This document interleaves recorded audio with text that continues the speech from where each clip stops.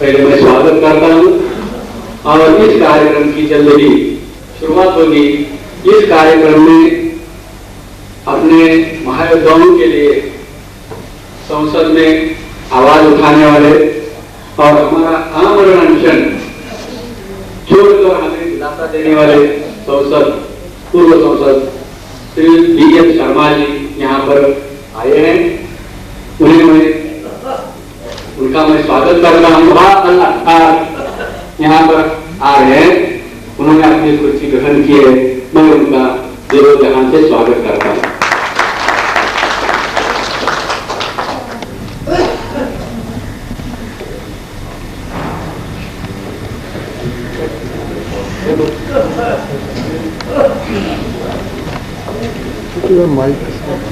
आज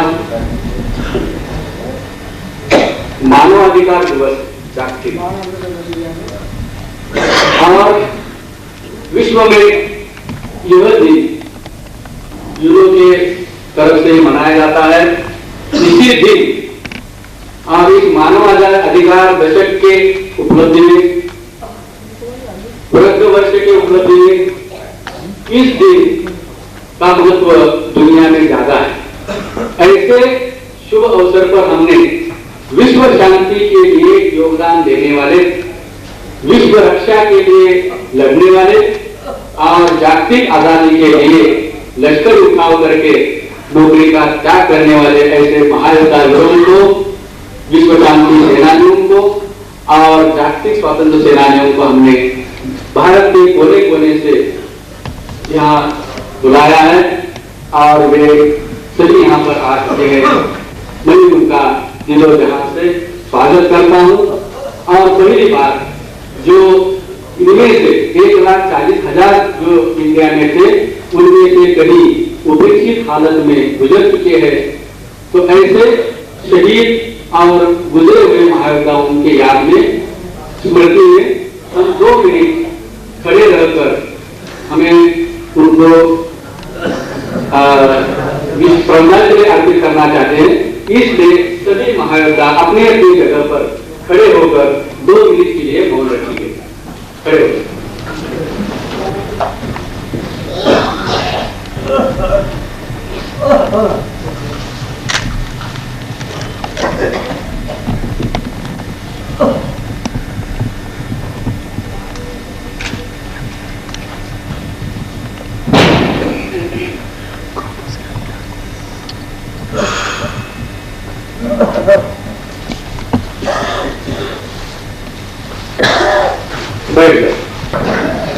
अपनी second world war soldier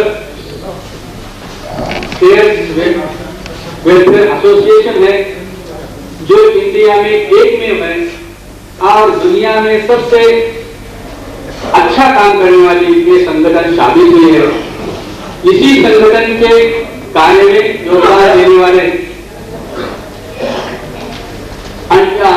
international स्तर पर, जागतिक स्तर पर भी हमें सहयोग देने वाले, हमारा जो प्रश्न है वो यूनो में भी हमने रखा है। ऐसे ही यूनो में भी हमारे आवाज में आवाज मिलाने वाले इराक के राजदूत, इराक देश में हमने सहयोग दिया है, तो इराक के राजदूत को हम इस मौके पर संगठन की ओर से एक महायोद्धा सेवा पुरस्कार हम दे रहे हैं। हम उनको विनती करते हैं कि उस पुरस्कार का आप विधिवत स्वीकार करें।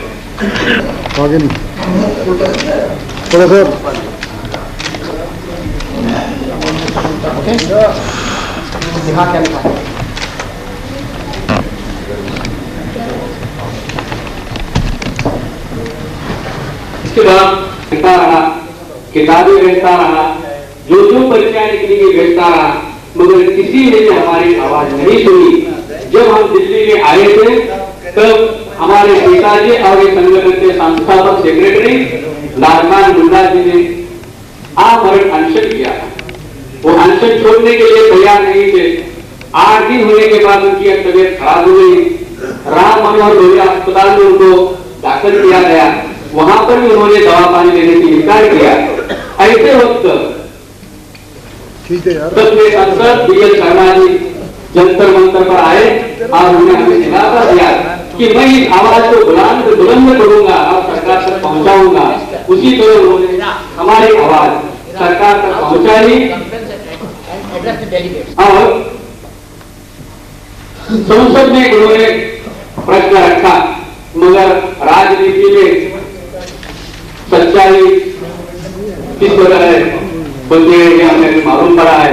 फिर आज भी वे हमारे साथ जुड़े हुए हैं और हमारे ये कार्य में यशस्विता लाने के लिए कोशिश कर रहे हैं। ऐसे महायोद्धाओं की शासकीय स्तर पर, सरकार के स्तर पर कोशिश करने वाले माननीय पूर्व सांसद BL शर्मा जी को भी हम संगठन की ओर से महायोद्धा सेवा पुरस्कार प्रदान करते हैं। कृपया वे उसका अधिकृत स्वीकार करें।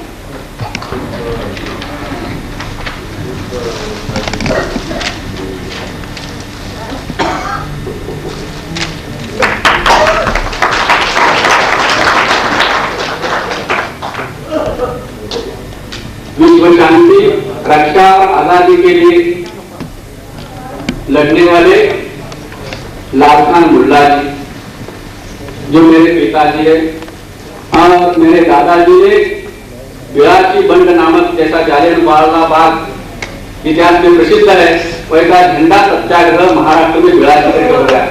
उसका नेतृत्व करते वक्त उन्होंने अपनी जान की कुर्बानी की है, वे हुतात्मा बन गए हैं। और मेरे पिताजी लालखान मुल्ला जी के द्वितीय विश्व युद्ध में लड़कर लश्कर उठा में भाग लेकर रिलीज होकर वापस आए और उन्होंने ये सैनिकों की आवाज बुलंद करने के लिए, उनके न्याय मांगों के लिए ये संगठन स्थापन की और इसी के लिए वे जंतर मंतर पर आए। उन्होंने आमरण अनशन किया, मोर्चे न्याय द्वारा सैनिकों का आवाज बुलंद किया।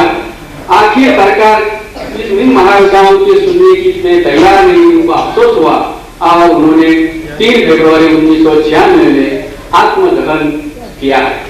तो ऐसे देश के लिए, सैनिकों के लिए, भलाई के लिए, विश्व शांति के लिए त्याग करने वाले लालखान मुल्ला जी के याद में उनको मरणोत्तर हमारे संगठन की सेवा करने वाले मुल्ला जी को हम संगठन की ओर से एक महायोद्धा सेवा पुरस्कार भी घोषित करते हैं। और वो उनकी पत्नी यानी मेरी माँ दौलत जी मुल्ला, उनको मैं स्वीकार करने का और ये BL शर्मा जी उनको इनको दो इराक के राजदूत हमारे इस महायोद्धा हुई पत्नी को वो स्वीकार पुरस्कार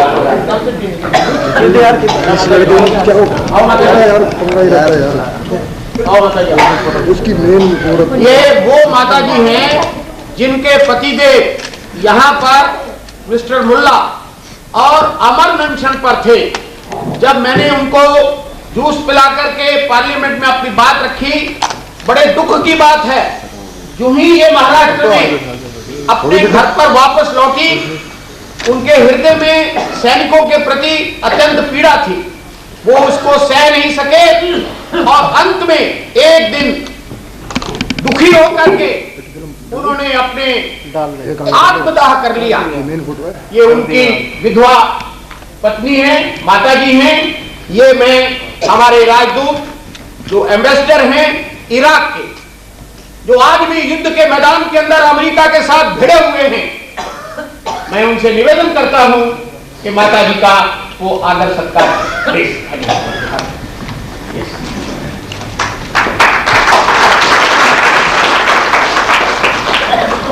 ठीक हो गया ना। अब तुम आ जाओ, मैं बात अपनी रखता हूँ।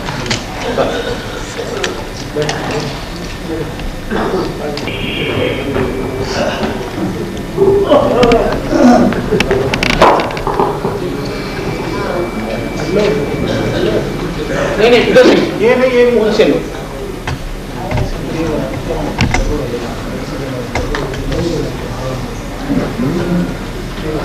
गोल कर देता ना।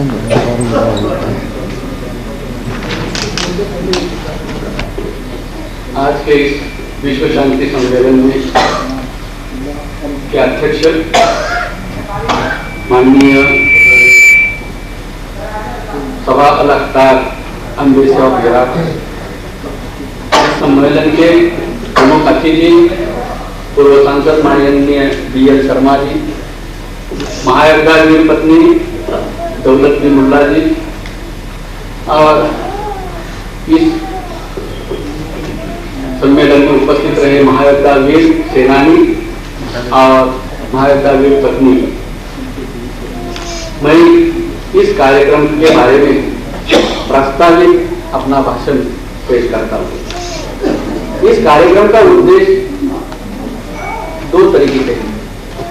एक, हमारे इन सेनानियों ने दुनिया की रक्षा, शांति और आजादी के लिए जो योगदान दिया है, उस योगदान देने वाले इन पूरे महायोद्धाओं की भी कुछ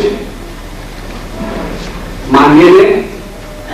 उस मांगों को लेकर और इन्होंने जो आज तक विश्व शांति के क्षेत्र में कार्य किया है, ये इनकी आवाज दुनिया तक पहुंचाकर फिर से दुनिया में तृतीय महायुद्ध ना हो और ये अण्वस्त्र युद्ध में पूरी दुनिया जलकर खाक ना हो।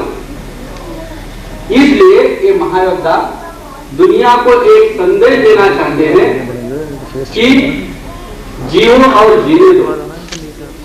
समता, न्याय तत्व से और बंधुता से जो भारत के घटना के तत्व है, इस तत्व के अनुसार सभी राष्ट्र जब अपना अपना कारोबार करेंगे तो एक दुनिया में शांति रहेगी। सत्ता और संपत्ति के लालच में फंसकर और इस दुनिया पर राज चलाने की तमन्ना रखकर नेपोलियन, सिकंदर, हिटलर, ब्रिटिश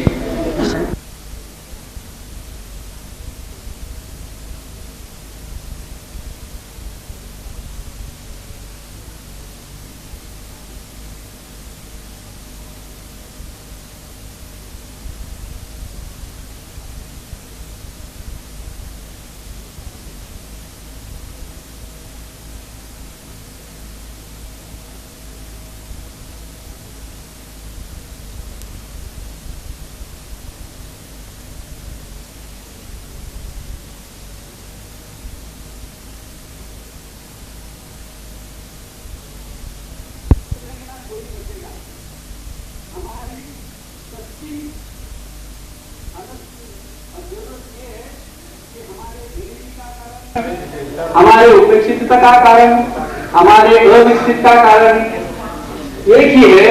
ये बड़े राष्ट्रों के दिल में आई हुई वोट, सत्ता और संपत्ति की स्पर्धा है।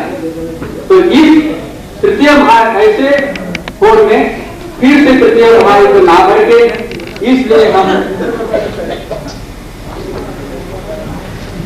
दुनिया वालों को, सभी राष्ट्रों से जनता को ये महायुद्ध द्वारा संदेश देना चाहते हैं विश्व शांति का। ये बड़े राष्ट्रों के खिलाफ आवाज करना भी किसी की हिम्मत नहीं, थोड़ा भी इनके बारे में इधर उधर बोल नहीं सकते। जो बोलेगा उसको लगे को काट देते हैं, उसके ऊपर हमले करते हैं। इस दुनिया में दुनिया के विश्व शांति बड़े राष्ट्रों से बात करना और है तो लड़ना भी कहा आएगा, तो लड़ने की हिम्मत इराक ने जताई है और उन्होंने बड़े राष्ट्रों का भंडा जो मुखड़ा है वो फाड़ दिया है।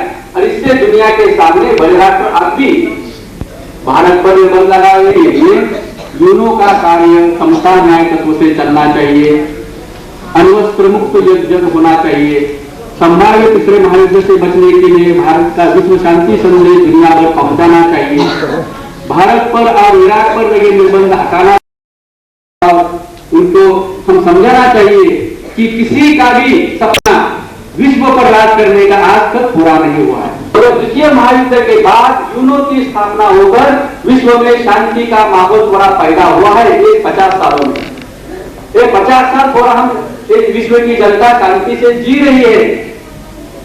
अभी और भी भड़का कर ये शांति हमारी खत्म करना ये लोग चाहते हैं, तो इससे हमें रोकना चाहिए।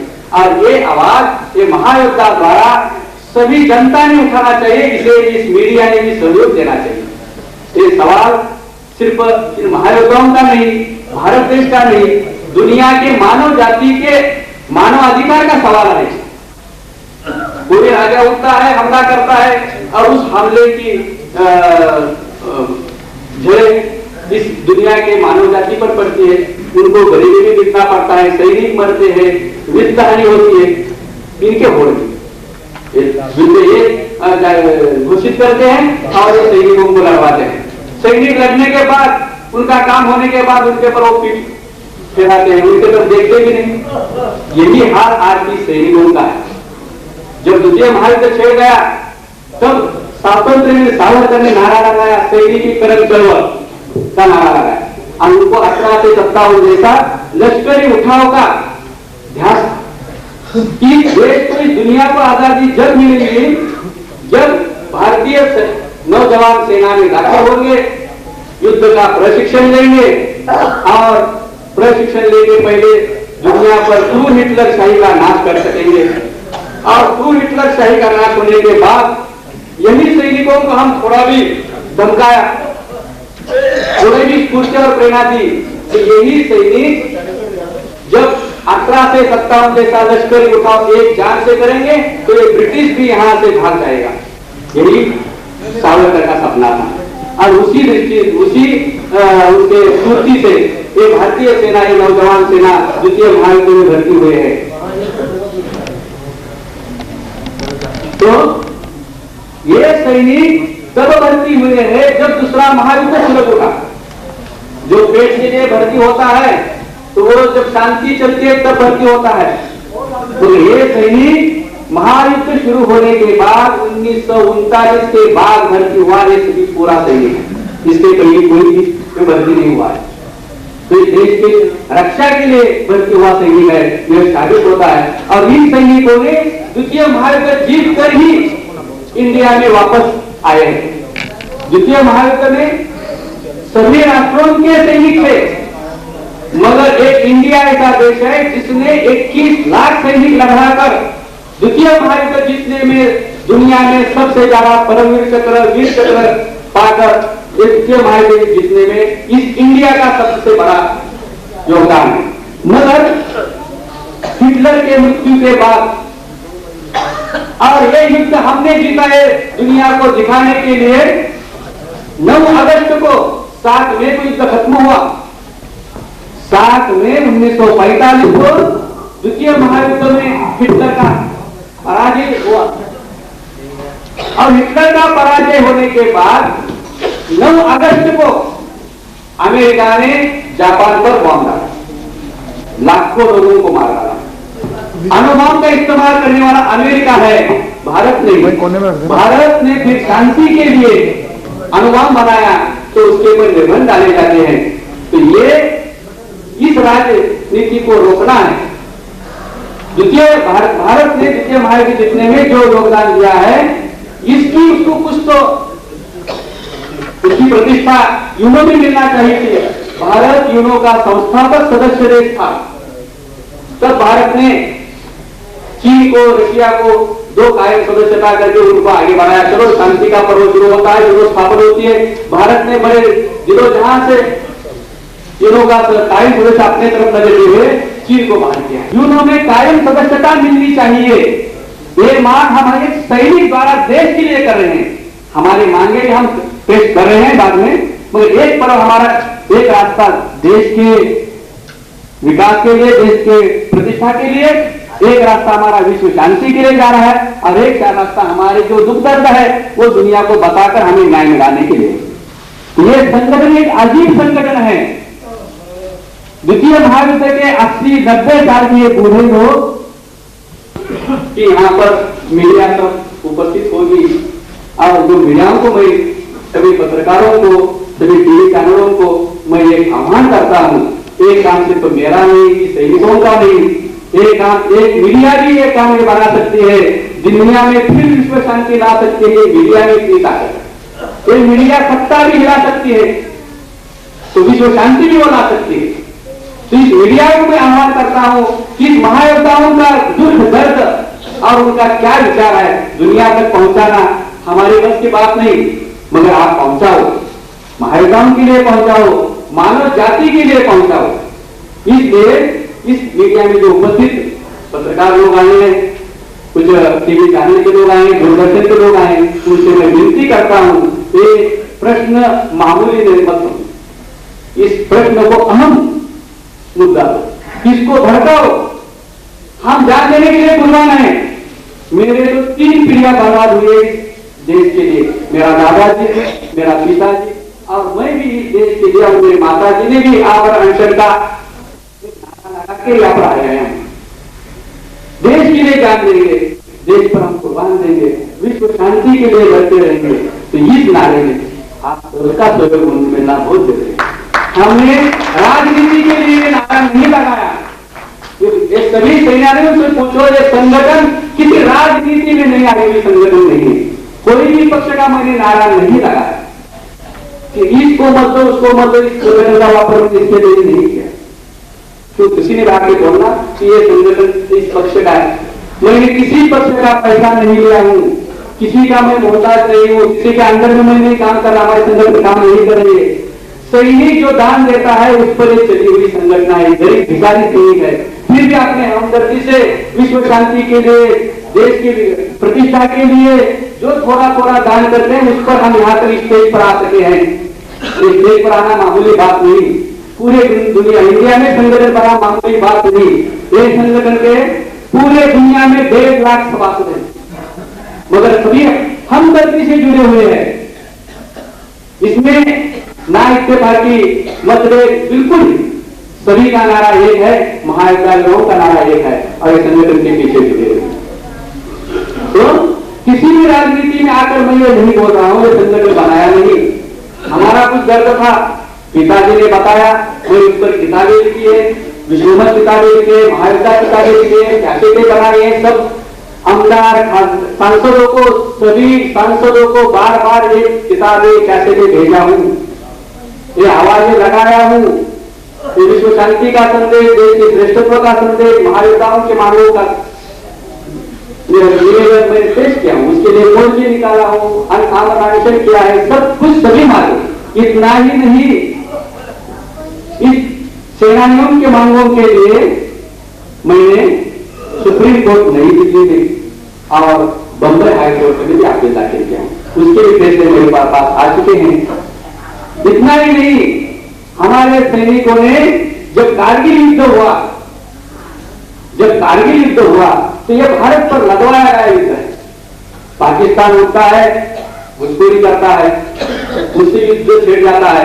कोई भी उठो, कोई भी कुछ भी करो और युद्ध छेड़ो, दुनिया को और सैनिकों को तकलीफ में डालना, ये अच्छा काम नहीं। तो यह युद्ध हमारे पर लगवाया गया है। जब इराक देश खाड़ी में तेल साम्राज्य, तेल पर सत्ता जमाने के लिए अमेरिका कोशिश कर रहा था, तो इराक देश ने उस कुवैत को मेरा भैया समझाया और उसको अपने ताबे में लेकर उसको समझाने के लिए गया था। तो उस इराक पर सभी राष्ट्रों ने हमले किए, और भारत पर जब घुसखोरी का पाकिस्तान का हमला हुआ, तब ये बड़े राष्ट्र कहां छुपे बैठे थे और उनका भारत पर निर्बंध लगाकर बैठे हैं। तो ये जुझाव भारत देश के साथ नहीं होना चाहिए। और जो इराक देश इन बड़े राष्ट्रों के खिलाफ लड़ने की हिम्मत जताया, उस इराक के लिए हमें क्यों स्वाभिमान है कि उसने लड़ने की हिम्मत जगाई है दुनिया में। अमेरिका के खिलाफ नाव देने का कोई किसी का भी हिम्मत नहीं, सिर्फ उसको गलत बोलने की हिम्मत नहीं किसी राष्ट्र में, तो लड़ने की हिम्मत कैसे कौन जताएगा। हम याद करते हैं कि तृतीय महायुद्ध में अणुबम का वापर करने वाला वही देश है, और यही बड़े राष्ट्र फिर तीसरे महायुद्ध से दुनिया को ढकेल देने वाले हैं, और इससे दुनिया का अंत होने वाला है। इसलिए हम समझा रहे हैं, इस विश्व शांति का संदेश द्वारा समझा रहे हैं। दूसरी बात, ब्रिटिश सत्ता दुनिया पर राज करती थी, गुलामगिरी कराती थी। छोटा सा इंग्लैंड देश सारे दुनिया पर राज करता था, वो गुलामी में हम करते थे। इसलिए महायुद्ध ने क्या किया, ये महायुद्ध ब्रिटिशों का साथ देने सेना में भर्ती हुई नहीं है। ब्रिटिशों का साथ देने के लिए, ब्रिटिशान को रखना, राज कराने के लिए भर्ती हुई ये सेनानी नहीं है। साथ देने वाले सेनानी कौन से मैं कहता हूं, तो महायुद्ध के पहले जो भर्ती हुए थे वो सेनानी ब्रिटिशों का राज चलाने के लिए भर्ती हुए थे, मैं समझूंगा। मगर ये सेनानी ब्रिटिशों का साथ देने के लिए भर्ती नहीं हुए थे, हिटलर को हराने के लिए भर्ती हुए। हिटलर को पराजित करने के बाद जब इंडिया लौटे तब इंडिया का हाल उन्होंने देखा कि कहां का ब्रिटिश आता है, हमारे देश पर राज करता है, चलो सावरकर का नारा देंगे, 1857 जैसा हम भी लश्कर उठाव करेंगे करके 17 फरवरी 1946 में नौसैनिकों ने नाविक दंड किया, लश्करी बंद किया, लश्करी उठाव किया। ये सभी सेनानियों को, ये सभी सेनानियों साथ दे रहे थे, ये भी उठाव के तैयारी में थे, जुटे हुए थे। 17 और 18 फरवरी को उठाव शुरू हुआ, इंग्रज घबरा गया। अभी जब ये उठाव होगा लाखों सैनिकों द्वारा तो हम यहां से जीते नहीं जाएंगे, हमारी जान बचना भी मुश्किल होगी।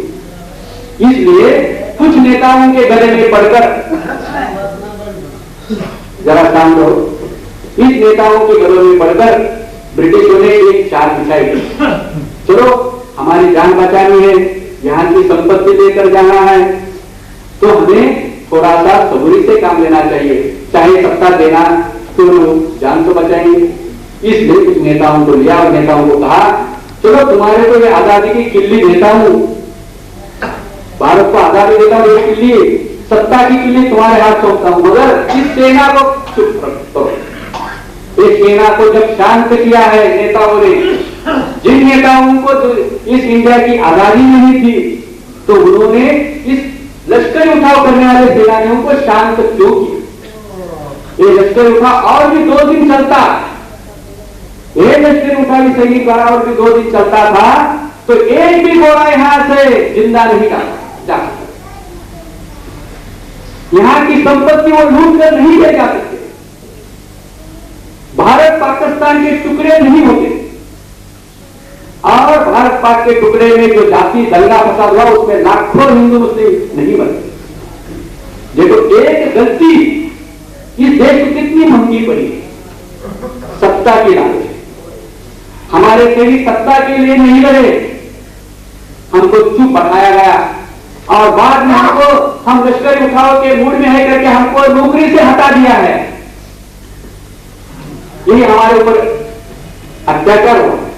हमने ये सैनिकों ने 5 साल द्वितीय विश्व युद्ध में दुनिया के कोने कोने में बम गोले लड़कर एक युद्ध जितने तक लड़ाई की है, लड़े हुए सैनिक है, और आजादी के लिए लश्करी उठाव करने वाले यही सैनिक है।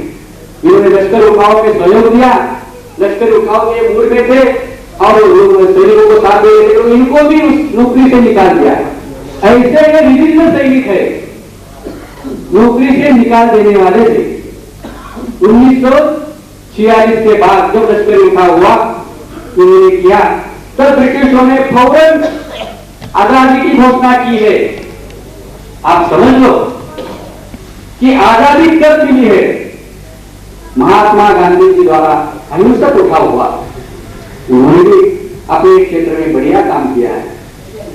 देश के आजादी के लिए सभी का काम बराबर है, हमारा ऊंचा उनका कर हम नहीं मानते, मगर थोड़ा सा उस स्वतंत्र इतिहास का अवलोकन करना चाहिए, उस समय का अवलोकन करना चाहिए। 1942 में महात्मा गांधी जी द्वारा अखेर का छोड़ो भारत नारा लगाया गया। 1942 में अखेर का 100 साल वो लड़ते थे, आंदोलन करते थे, आजादी नहीं मिली। अखेर 1942 में अखेर का नारा लगाया, आजादी नहीं मिली। मगर आजादी कब मिली? जब हमारे सैनिकों ने लश्करी उठाव 1946 में किया तो फौरन आजादी मिली है। हमारे सैनिक आजादी के हकदार हैं। ये विचित्र सैनिक सुभाष बाबू के सैनिक कौन से थे? इनमें से थे। आजादी फौज इनमें से बनी। युद्ध लड़ते लड़ते जो जान बचाने के लिए जर्मन को शरण गए, ऐसे शरणार्थी सैनिकों की एक टोली बनाई थी। एक काम बनता था, ऐसे सब कैंप के सैनिकों को इकट्ठा करके, शरणार्थी सैनिकों को इकट्ठा करके उनको ब्रिटिशों के खिलाफ लड़वाने के लिए खड़ा किया गया। हिटलर का साथ लेकर ब्रिटिशों के खिलाफ लड़वाया गया। मगर जब हिटलर की जीत होती थी हिटलर का साथ देकर, तो ये एक धोखा था, दुनिया पर क्रू हिटलर शहीद आ जाते थे। सुभाष बाबू ने आजादी के लिए बहुत अच्छा काम किया है, बहुत बढ़िया काम किया है, देश के लिए वो कुर्बान हुए हैं। आजादी के सैनिकों में लड़ने की हिम्मत जगाई है सुभाष बाबू की सेना ने ब्रिटिशों के खिलाफ। मगर सोचने की बात है, 1945 में सुभाष बाबू ने जो त्याग किया, बलिदान दिया, आजादी सैनिकों ने ब्रिटिशों के खिलाफ लड़ाई की, उसमें वो हार गए। 1945 में आजादी हिंद फौज की वजह से 1945 में इंडिया को आजाद मिली। आजादी कब मिली? जब लश्करी उठाव 17 फरवरी हुआ तो फौरन आजादी की घोषणा हो गई और 15 अगस्त 1946 को पंतप्रधान पंडित नेहरू हंगामी पंतप्रधान बने। बनने के बाद 1 साल का वक्त दिया गया, उनको दिया गया और अठहत्तर उन्होंने क्या किया कि देश की सारी संपत्ति लेकर 1 साल में चले गए, भारत पाकिस्तान के टुकड़े बनाकर इस देश का सत्यानाश करके गए। और भी एक काम अपने देश पर अन्याय हुआ है, अपने देश पर स्वातंत्र पूर्वकालीन कर्ज है। स्वातंत्र पूर्वकालीन, देखो आजादी के पहले अपने देश पर कर्जा लगवाया है। वो कर्जा किसके वजह से हुआ? महायुद्ध की वजह से। ये महायुद्ध बढ़िया था, इस महायुद्ध में कर्जा हुआ, मगर यह महायुद्ध भारत नहीं रहा, ये महायुद्ध ब्रिटिश और जर्मनी के सत्ता के होड़ में वो दोनों देश लड़े और उनको वो कर्जा हो गया। वो कर्जे का बोझ, महायुद्ध का कर्जे का बोझ, करोड़ों रुपए का बोझ हमारे सर पर डाला है। उसका ब्याज आज हम दे नहीं सकते और उस ब्याज के रूप में हम जो कमाते हैं उसका आधा हिस्सा इस ब्याज के रूप में उनको देना पड़ता है। अपने देश पर जो कर्जा है वो कर्जे के रूप में, और भी कर्जे हैं, मगर द्वितीय महायुद्ध का जो बोझ हम पर डाला है, स्वातंत्र पूर्वकालीन कर्जा जो हमने स्वीकार किया है, वो गलत है। तो गलत हमारे पर लादा हुआ कर्जा हम नहीं देंगे और ये कर्जा हमारे पर से हटाना चाहिए, वो कर्जा हमें माफ करना चाहिए। ये भी मांग हम इस अधिवेशन में कर रहे हैं। हम वही सैनिक है, देखिए हम वही सैनिक है, दुनिया के लिए लड़े।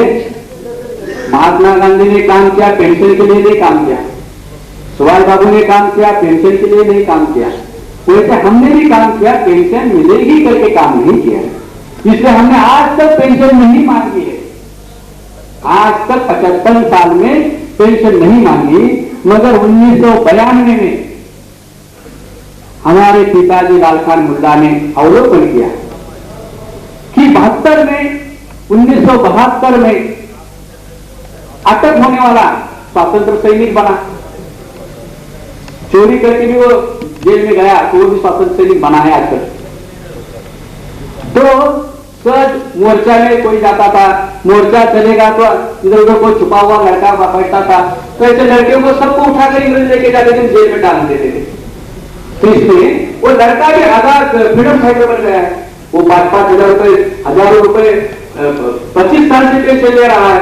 वो 100 का जब का लड़का आज पेंशन ले रहा है, जो आजादी के वक्त आंदोलन में बाहर बैठा करता था, खेलता था, उसको उठा के ले गया, वो धुन में बैठा, वो भी पेंशन ले रहा है। तो धुन में बैठना ये क्या स्वतंत्र सैनिक का मानदंड हो सकता है, मापदंड हो सकता है? ये गलत है। ये जो नियम बनाया है वो गलत हमको समझते हैं। आजादी के लिए जो मरे हैं, जो सचमुच लड़े हैं, उनको देना चाहिए। कुछ क्रांतिकारी थे वो मरे, उनको नहीं मिला। एक बात बोलना चाहता हूं कि 1930 में जब कराची में झंडा सत्याग्रह और जंगल सत्याग्रह हुआ था, उस जंगल सत्याग्रह में कितने लोग हुतात्मा हुए हैं और उनको जेल में भी बंद किया था। मैंने हमारे दादाजी को या हमारे दादाजी को पेंशन के लिए मैंने आर्जी किया कि चलो 1930 में जेल में रहा था, इनको पेंशन मिलनी चाहिए, मगर सरकार ने नहीं जो बनाया 42 में जो जेल में था वही पालन करते 1930 का नाम भी नहीं लेते। तो ऐसे कानून में कुछ जो सरकार कानून बनाते हैं उसमें कुछ गलत गलतियां होती है तो दुरुस्त करना चाहिए, और जो सच्चे देश के लिए लड़े हुए हैं उनके लिए भी सोचना चाहिए। राजनीति तो करना चाहिए, करते हैं, मगर इस राजनीति में सैनिक को मत जलाओ, सैनिक को मत मारो, सैनिक को मत बताओ। ये सैनिक किसी राजनीति में आकर लड़ने वाले सैनिक नहीं, इसलिए हमने किसी राजनीति से प्रेरित होकर काम नहीं कर रहे। सैनिक देश के लिए लड़ता है, देश के लिए मरता है, तो देश ने उसका सोचना चाहिए सच्चाई से कि ये सैनिक लड़ा है या नहीं। बोलो, ये द्वितीय महायुद्ध का सैनिक का कुछ भी काम नहीं हुआ। एक दमड़ी की भी पेंशन केंद्र सरकार इनको नहीं देती है, एक दमड़ी भी केंद्र सरकार ये एक दमड़ी भी 55 साल हुए नहीं देती, इनका हक नहीं बनता था। मगर जब भर्ती हुए थे सैनिक, जब सैनिक भर्ती हुए तब ये सैनिक पढ़े लिखे नहीं, बैठने के लिए इंतजाम थे, जब सैनिक भर्ती हुए थे अनपढ़ थे। चलो देश के ऊपर संकट आया है, हिटलर को हराना है, सब नौजवान उसमें भर्ती हुए, युद्ध जीते, लश्कर उठाव किया, नौकरी में से निकाल दिया, घर पर आए। घर जब आए 1939 में जो गए तो 1946 में नौकरी छोड़कर घर वापस आए। ये सही है, 25 साल में वो भर्ती हुए और 35 साल में 30, 35, 32 साल में घर वापस आए। जब उनकी उम्र 32 साल की थी तो घर आने के बाद वो पूछने लगे आप कब जाएगा, तो मैं नौकरी छोड़ के आया। जो जिसको नौकरी नहीं होती उसको छोकरी इस जमाने में नहीं दी जाती। तो मेरे सैनिकों को शादियां भी नहीं हुई है किसी सैनिक को। इससे कई सैनिक बैरागी बन चुके आज तक। वो बैरागी बन के मैंने एक फोटो भी छिपवाए। जो सैनिक थे किसी हालत में शादी उन्होंने बनवाई, मगर वो अनपढ़ थे, इनकम का कोई साधन नहीं था, वो बच्चों को पढ़ा नहीं सके। इससे हर सैनिक का लड़का ग्रेजुएट किसी का भी तो उसको नौकरी कहां मिलेगी, वो पढ़ा नहीं सका। तो बच्चे भी मजदूर कर रहे हैं, वो अपना खुद का पेट नहीं देकर पाल रहे, तो ये सैनिकों का पेट कैसा पालेंगे। अब ये सैनिकों में वो ताकत नहीं काम करने की, मजदूरी करने की, अभी उनको इनकम का कोई साधन भी नहीं। तो ऐसे वक्त तो इनकी याद में सरकार ने करना, ये फर्क बनता है सरकार इस हालत में तो देना चाहिए, चाहे उनका काम कम हो ज्यादा हो, इसका भी मैं मापदंड नहीं मानता रखा हूं, मगर कुछ ना कुछ केंद्र सरकार ने देना चाहिए। सरकार का हक बनता है। ये क्या इंग्लैंड के सैनिक है, ये ब्रिटिश के सैनिक है। ब्रिटिश के सैनिक में, ब्रिटिश के शासन में जो पुलिस खाते में काम करते थे, वो ये क्रांतिकारियों को स्लीपर करा देते थे, उनको यही सरकार पेंशन दे दे। ब्रिटिश जमाने में जो द्वितीय महायुद्ध में था, द्वितीय महायुद्ध जो जख्मी हुआ उसको केंद्र सरकार पेंशन देती है, जो महायुद्ध में मरा उसको केंद्र सरकार पेंशन देती है। जो महायुद्ध जीतने के बाद ब्रिटिश का साथ आखिर तक देते रहा, बाद में भी सेना में रहता रहा, नौकरी को चिपक कर उसको सरकार 25-25, 50-50 देकर जमीन उसको दान देती है, उसको फुल पेंशन देती है। मगर इन्होंने जो काम किया देश के लिए, 1,40,000 ऐसे सैनिक है, इनमें से अब सिर्फ 40,000 बचे। इंडिया में सिर्फ 40,000 सैनिक बचे। रोजाना सैकड़ों सैनिक उम्र खत्म होने के कारण, बीमारी के कारण और पेट की भुखमरी के कारण मर रहे हैं। घर बैठे वो अपने ऊपर एक नाराजगी से रह रहे हैं, और जो इस जीने में कुछ आया तो जो भी क्या देश के लिए क्या चलो आप मरेंगे करके घर बैठे देह त्याग कर रहे हैं। देह त्याग करना, कोई मंच पर आके देह त्याग करना, ये देह त्याग नहीं समझो, मत समझो, तो ये घर बैठे देह त्याग जैसा देह त्याग कर। अभी वो रुपन आया है चलो अभी हमने कुछ भी किया, देश के लिए किया, पेंशन देना है तो दो, नहीं तो नहीं कही। अभी ये भी पेंशन लेंगे तो 1 महीने की पेंशन देंगे, 1 महीना देंगे। तो बाघ बनकर 100 बकरी बनकर 100 साल जीने से बाघ बनकर 1 साल भी जीऊंगा। बस जो किया देश के लिए किया, हमें पेंशन मिल जाए नहीं चाहिए। मगर ये पीढ़ी, अगली पीढ़ी एक सरकार को माफ नहीं करेगी। हमारे पर वो होगा अन्याय, एक अगली पीढ़ी माफ नहीं करेगी। इसका बदला लेकर ये महायोद्धाओं की जो सेना है, हमारी पीढ़ी है, इसका उनको सवाल पूछते रहे। आपने गलत काम किया इनके बारे में, इन पर अन्याय किया है, और इस अन्याय के लिए हम 92 से 9 साल हुए तक हम झगड़ रहे हैं, फिर भी सरकार के कानों तक नहीं पहुंचता आवाज हमारी। आज हमने समय मांगा है, वीएल शर्मा जी हमारे लिए आगे होकर चला पड़े हैं।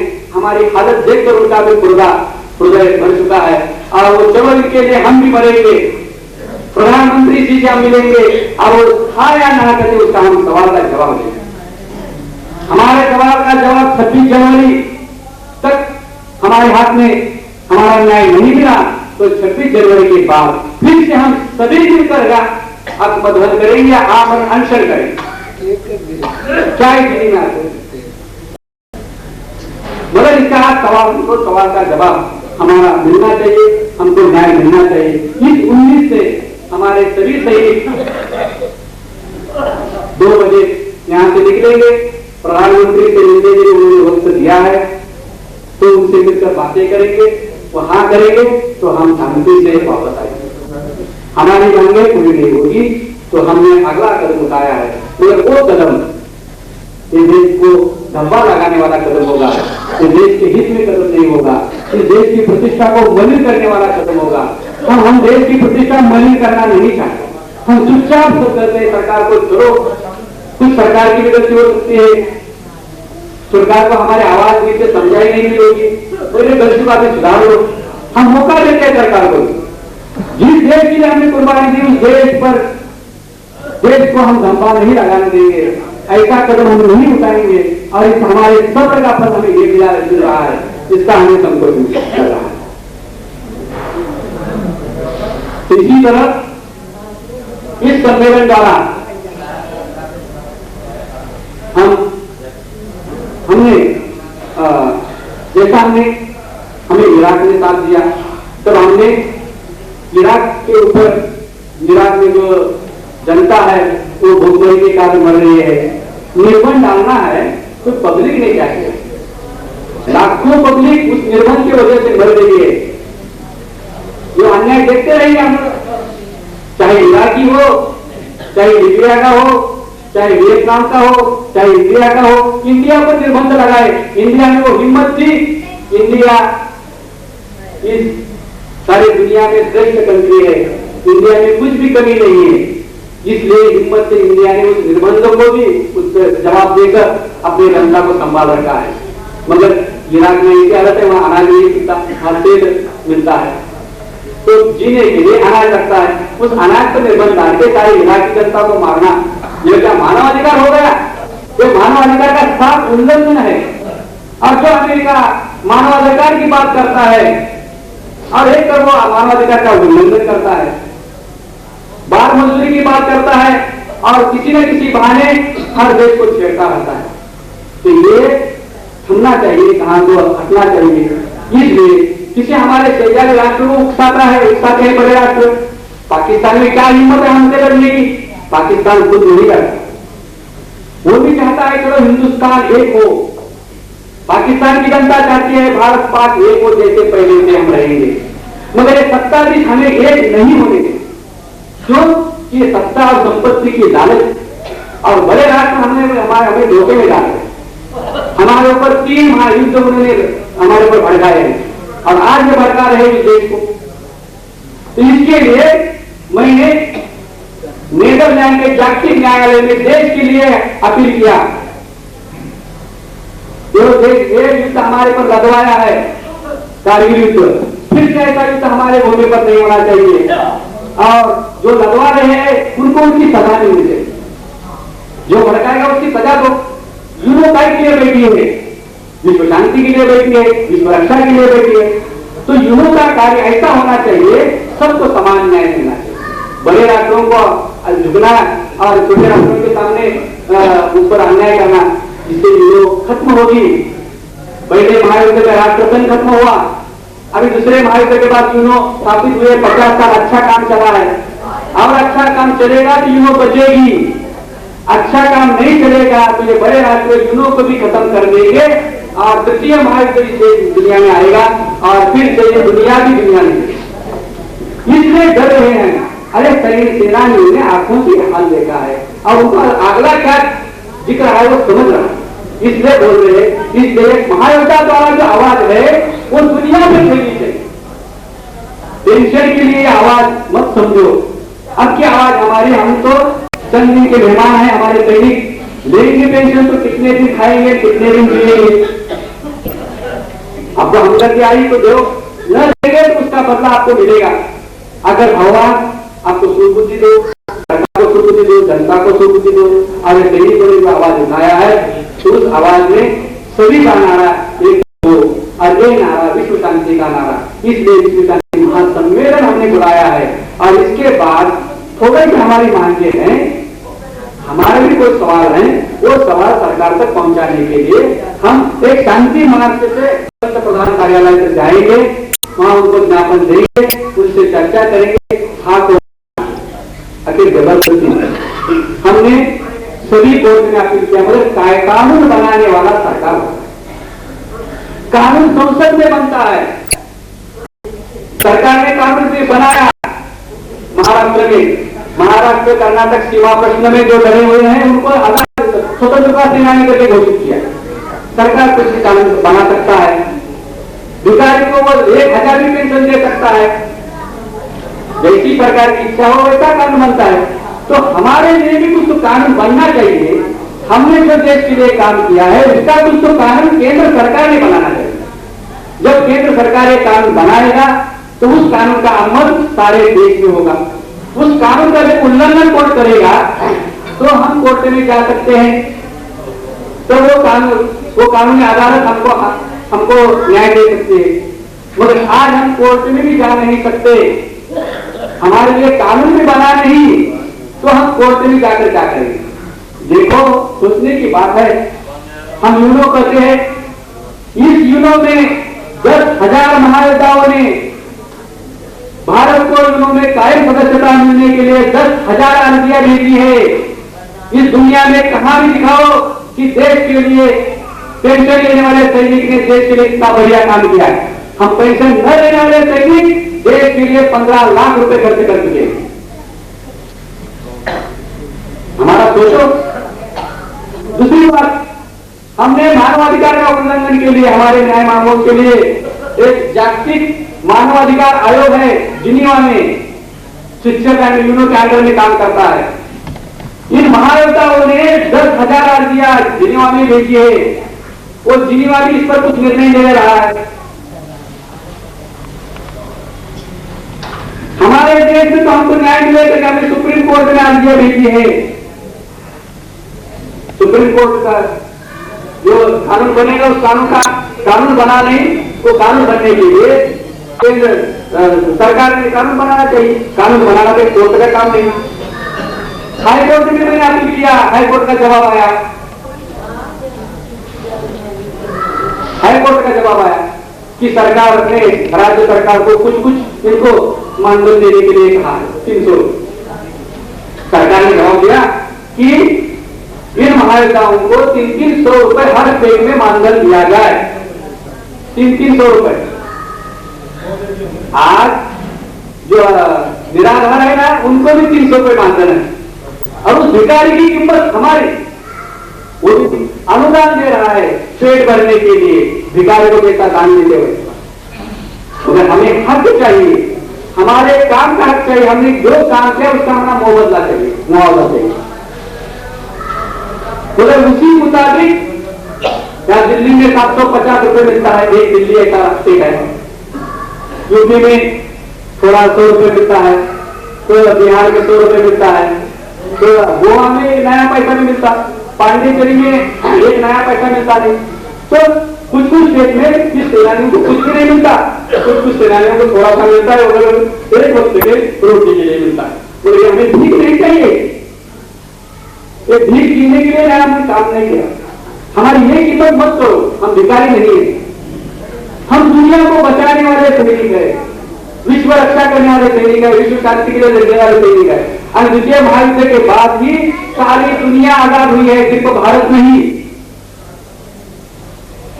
ये उठाव के बाद इंग्लैंड घबरा गए और ये सैनिकों का साथ से हम दूसरे देश पर भी राज नहीं कर सकेंगे, इसलिए ब्रिटिशों ने तब भारत, ब्रह्मदेश, पाकिस्तान, इराक सब देशों को आजादी दिला दी। तो ये लश्कर उठाव का नतीजा है कि जागतिक आजादी, विश्वास, तो सारी दुनिया की आजादी के लिए लड़ने वाला ये सैनिक विश्व स्वतंत्रता सेनानी है, ये महायोद्धावीर है, ये विश्व शांति सेनानी भी है। तो इनका जागतिक स्तर पर काम किया है, तो उन्होंने भी मदद करना चाहिए थी। जो यूनो बनाने वाले विश्व पिताओं के वो ध्यान नहीं देती, वो सामान्य जनता का क्या ख्याल करेगी। जो मानवाधिकार आयोग जिनेवा में या इंडिया का लोग फिर विश्व शांति सेनानियों के मानवाधिकार का रक्षण कर नहीं सकती, वो ये जनता का रक्षण क्या करने वाली, समझने की बात। मगर ये अभी हम न्याय मांगने के लिए कहां जाएंगे? इस धरती पर हमें न्याय नहीं मिलता तो हम जाएंगे कहां? हमें सवाल पैदा हो। तो हमारे सैनिक अभी कह रहे हैं, जो कुछ भी हुआ, एक विश्व शांति के संदेश के लिए कहता हूं, जो कुछ भी हुआ देश के लिए किया, गांधी ने देश के लिए किया, भाई बाबा ने देश के लिए किया, आनी ने देश के लिए किया, दुनिया के लिए जो कुछ किया, जो कुछ खाया, हिम्मत का, कमाई का, सच्चा खाना खाया है, हराम का खाना नहीं खाया। हराम का खाना खा रहे हैं, उनको खाने दे। हमारे बदन में ऐसा एक भी खून का कतरा न हो जो हराम से हमने खाया। जो भी खाया हम कमाई का खाते हैं, और कुछ एक साल है, 2 साल हम जिएंगे, यही तो हम खुदा के पास जाएंगे, भगवान के पास जाएंगे, और वहां से भी हम प्रार्थना करेंगे, वहां से हम चुप नहीं बैठेंगे कि ये दुनिया वालों को शुद्ध बुद्धि दो। ये सत्ता और संपत्ति के लालच में आज तक जो युद्ध खेलते आए हैं, इस युद्ध को खत्म करना चाहिए, अहिंसा का मार्ग अपनाना चाहिए, और जो भी मतभेद हो वो शांतिपूर्ण ढंग से जो हम करेंगे तो इस विश्व में शांति रहेगी। तो बड़े राष्ट्रों को हम कहना चाहते हैं कि किसी का भी सपना दुनिया पर राज करने का पूरा नहीं हो सका, और आपका भी पूरा नहीं होने वाला। एक दिन जैसी हिटलर की बर्बादी हुई, एक दिन जैसी ब्रिटिश की बर्बादी हुई, उसी तरह ये बड़े राष्ट्रों की एक दिन बर्बादी का क्षण आने वाला है। और ये सभी राष्ट्र आज चुप है, जब एक सभी राष्ट्र उनके खिलाफ नारा लगाएंगे, एकजुट होकर फिर वो लड़ेंगे, उनकी हिम्मत उनकी हिम्मत आ जाएगी। आखिर जब हत्या अन्याय होता है तो आदमी कोई भी कोशिश करता है, जब मरने का वक्त आता है तब ये इनको हम यही समझाते हैं कि ऐसा वक्त मत आने। भारत सुख शांति से, लोकशाही वृत्ति से कारोबार कर रहा है, उसको करने दो, उसमें हस्तक्षेप करने की कुछ जरूरत नहीं। समता, न्याय और बंधुत्व जो भारत का तत्व है, उस तत्व का पालन जब सभी राष्ट्र करेंगे, अन्य महायुद्धावियों का संदेश जब सभी राष्ट्र अपनाएंगे, तभी विश्व में शांति रहेगी। ऐसा विश्व शांति का संदेश देकर वही छोटा सा मेरा प्रास्ताविक थोड़ा ज्यादा किया तो अपने समझ के लिए किया, और इसके बाद आप यहां से कभी हिलना नहीं। आज दिन आपका है, आपको मुझे